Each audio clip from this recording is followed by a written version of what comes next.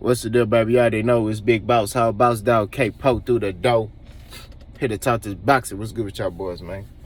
So I got asked this by Jay Will, man. Shout out to Jay Will, man. Jay Will is, he picking Terence Crawford to be there, Spence. You know what I'm saying? But we cool. You know what I'm saying? And he reasonable, bro. Like, you know, he don't agree with everything I say, you know, but he's a reasonable Terence Crawford. And that's what I'm saying. Like, I could debate with him, you know what I'm saying? But he asked me a question in the comment section, one of my vids. He said, hey, boss, Errol Spence, and this was about the rating system. Errol Spence, you know, gave Terence Crawford a lower rating. You know, I think he gave Terence Crawford like a 5 or something. Right? So, he gave Terence Crawford a 5. I think Terence Crawford gave Errol like a 7. You know, I forgot what the statistics and categories was. I know one of them was resume. And I know Errol Spence gave Terence Crawford a 0.5 for the resume. So he asked me, he says, Errol Spence underestimating Terence Crawford. To answer this question directly, no. I don't believe that. I don't believe that Errol Spence is underestimating Terence Crawford. Errol Spence realizes that Terence Crawford is a very skillful fighter, and he said this many times, if I'm not focused, Terence Crawford can hurt me. I have to be on my P's and Q's. You get what I mean? He see the skill. He just looking at it like this, and I'm gonna explain this, Jay Will. A fighter of Terence Crawford's caliber, skill set, why are you fighting the level of fights that you're fighting? And I have to echo that same sentiment. Terence Crawford's a very skillful fighter. Why are you fighting those fights? Why are you fighting Jeff Horns and David Avanesians? You know what I mean? You should be fighting killers. Good, talented fighters. Not because of their name. I'm talking about dudes who can actually fight. That's who you should be fighting. He not fighting those type of fights. You know what I mean? This is going to be his first fight where he's fighting a fighter who can fight. You know what I'm saying? Somebody that's respected. You know what I mean? This is the first time in his career that he's getting in the ring. I'm talking about Terence Crawford. So, that's why he gave Terence Crawford a 0.5 for resume. When I would have gave Terence Crawford a 0.5, no, I probably gave him like a 0.75 or a 1. You know what I mean? I'm going to keep it 1,000. You know, his resume is not where it needs to be, you know, as of him being a top fighter. You know what I mean? That's just what it is. You know, that's why I say all the time, he's not pound for pound on my list. Because in order for you to be pound for pound, you got to fight killers. That's just what it is. I hear a lot of bud buddies sit here and talk about, oh, well, this person had this many losses, that many losses. Look, Floyd Mayweather messed it up for a lot of fighters, right?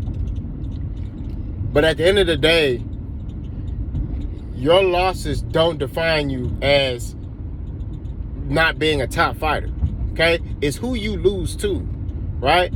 Now, if you're losing to, you know, a trash fighter, like, for example, Jared Swift-Hurd is losing to, you know, below level, C level. Jared Swift-Hurd was looked at as the face of 154 pounds, and then boom, he just, after he lost to J-Rock, he can never recover. He losing to Luis Arias and, you know, all these dudes who is not, who just, we're going to keep it our gatekeepers in the sport. You know what I'm saying? He losing to dudes like that. So, yeah, you can sit there and judge him differently. But when you look at a guy like Ugas, you look at his losses, okay? First, a couple of his losses was on Top Rank. He changes coaches, changes the guard, changes his style up, and comes back a different fighter, right? And since he saw the PBC, his losses was to Sean Porter, which you could say, he didn't lose to Sean Porter, right? You could say that. A lot of people feel like Sean Porter lost that fight. I do too. So you can say Sean Porter And Errol. And the Errol Spence loss was a defining loss. Like, that was, the Shaw Porter loss was like, it could have went either way. You see what I'm saying? And I don't think Ugas has ever been stopped in his career. I think Errol's the first fighter to stop Ugas. Somebody look that up and let me know in the comment section. But all I'm saying is, fighters who have multiple losses don't define their career. It don't matter. The only reason why they trying to discredit Errol is because Errol beat these fighters. Now, I do think Terence Crawford underestimates Errol Spence. Here's why.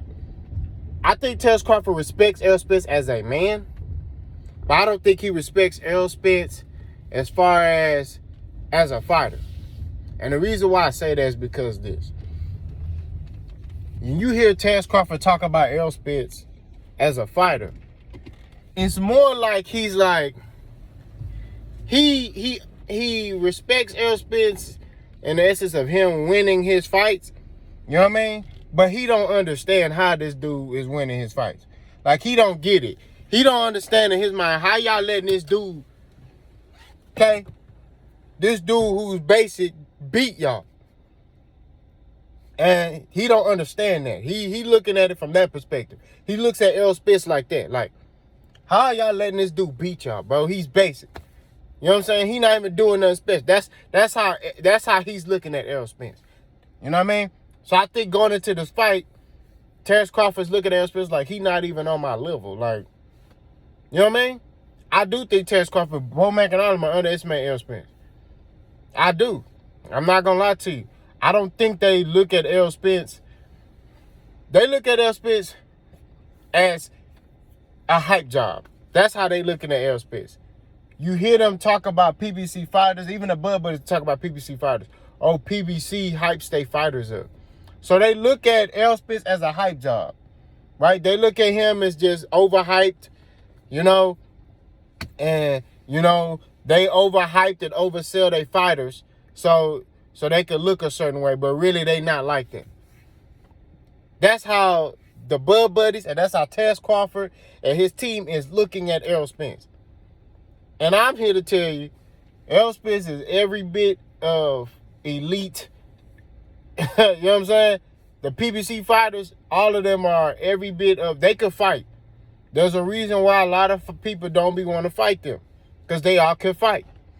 You know what I mean? You got to know how to fight for PBC to sign you. They don't sign scrubs. Top Ranker sign a scrub. PBC not signing no scrubs. You got to know how to fight.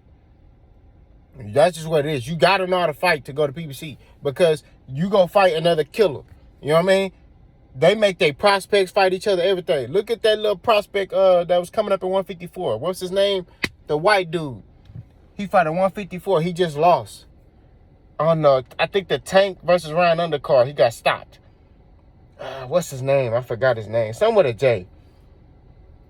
They put him up against another undefeated fighter. He lost. He got stopped. You know what I'm saying? So they're gonna, on PBC, you gonna fight each other. See, top rank, how they move their fighters, you undefeated, they gonna put you against a dude that's, 15 and 15, and another dude that's 10 and 20, another dude that's, they gonna put you, and they just gonna build you up like that. They're not gonna put you up against another undefeated fighter. That's not what they're gonna do. They're gonna try to avoid that. Why? Because they want to build you up. They want to make as much money off you as possible. You feel what I'm saying? So that's what Top Rank does. PBC like, nah, nigga, you gonna fight this other killer right here. All right, you got 9 fights. Fight this other 9-0 prospect. Like PBC got another guy, Hispanic guy. I forgot his name. He undefeated. Dang, I forgot his name. Man. It's a Hispanic dude. I think he fought at 160. He fought on an undercard.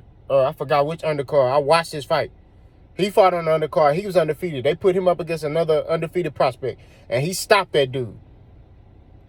You see what I'm saying? So, like I keep saying, PBC, you gonna fight killers. So, all I'm saying is PBC fighters, you gotta know how to fight for them to, put you in there. That's just what it is.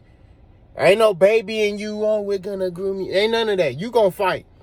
So, in my opinion, Errol Spence is every bit of what he's earned every bit of celebrity that he has and respect in the boxing game that he has. But Terence Crawford, I feel like he believes that Errol Spence is overhyped. He also looks at Errol Spence, he's like, how is this dude beating these dudes? You know what I'm saying? He respects Errol Spence as a man, you know what I mean? But I don't think he respects Errol Spence as a fighter. That's my opinion. That's just what it is, bro. That's just what I see. You know, and I'm going off of what he's saying. Or what he's saying and how he talking. You know what I mean? He acting on Hollywood and all that other stuff at the press conferences with Errol. You know, things of that nature. But I don't think Errol Spence is, underestimating Terence Crawford. I feel like it's the other way around. I still feel like Terence Crawford is underestimating Errol Spence. So, Jay, if that answers your question, that's how I feel. Let me know what y'all think. Let's go.